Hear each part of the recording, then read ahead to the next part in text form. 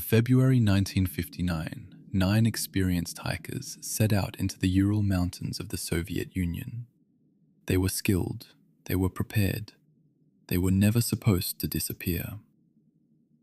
When rescuers found their camp weeks later, what they discovered made no sense.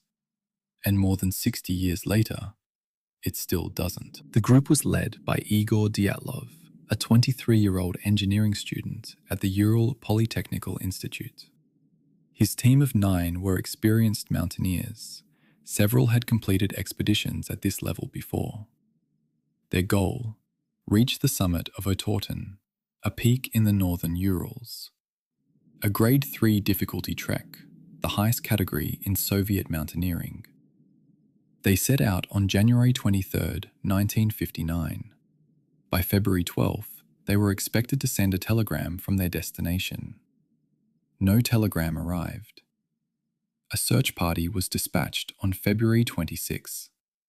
What they found at the campsite on the slope of a mountain now known as Dead Mountain would baffle investigators for generations. The tent had been cut open from the inside. Not unzipped, cut with a knife from the inside. In the middle of the night, in temperatures of -30 degrees Celsius.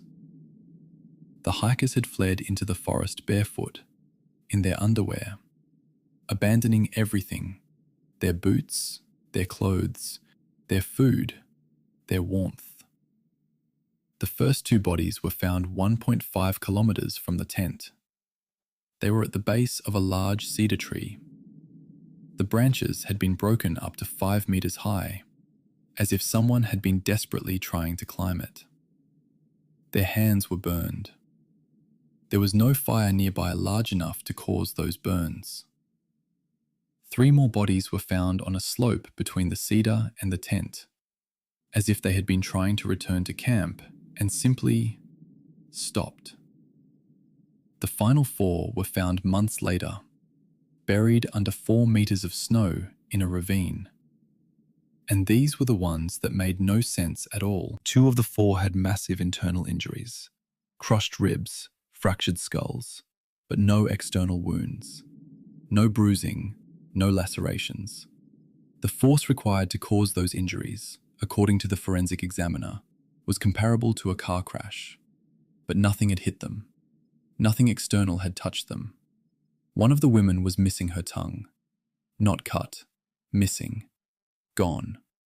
Soviet investigators closed the case in May 1959 with a finding of death by an unknown compelling force.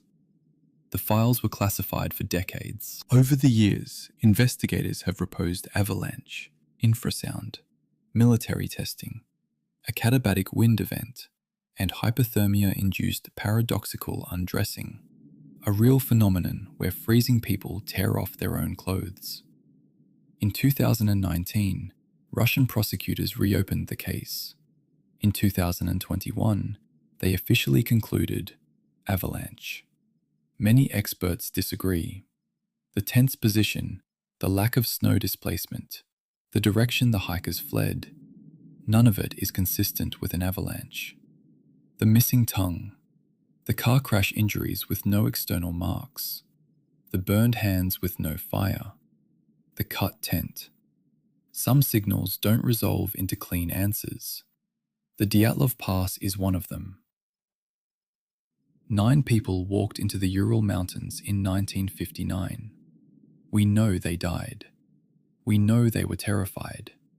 We know something made them cut their way out of a tent in the middle of the night and run, without shoes, without clothes, into -30-degree darkness. What that something was, no one has proven. If you're following this signal, subscribe. There's more where this came from.